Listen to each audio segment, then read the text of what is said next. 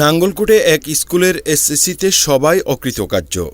Air ticket ও সকল দেশের visa প্রসেসিংয়ের নির্ভরযোগ্য প্রতিষ্ঠান জাহাঙ্গীর ইন্টারন্যাশনাল ট্রাভেলস, হাজী আলী মিয়া টাওয়ার, নাঙ্গলকোট বাজার। কুমিল্লার নাঙ্গলকোট উপজেলার ইসলামপুর সাবিত্রা উচ্চ বিদ্যালয়ে ২০২৫ সালের এসএসসি পরীক্ষায় অংশ নেওয়া ৩৪ জন শিক্ষার্থীর সবাই অকৃতকার্য হয়েছেন। মানবিক বিভাগে ১৫ জন, ব্যবসায় বিভাগে ১১ জন ও বিজ্ঞান বিভাগে ৮ জন পরীক্ষায় অংশ নেন।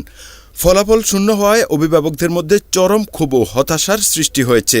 অনেকে অভিযোগ করছেন, শিক্ষক সংকট না থাকলেও শ্রেণীকক্ষে নিয়মিত পাঠদান না হওয়ায় এমন ফলাফল হয়েছে।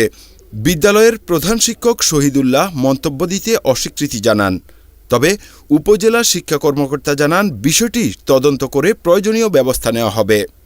নিউজ ডেস্ক, বর্তমান টিভি। স্বাস্থ্যসেবার অপর নাম নাঙ্গলকোট পাটোয়ারি জেনারেল হাসপাতাল। বর্তমান টিভি।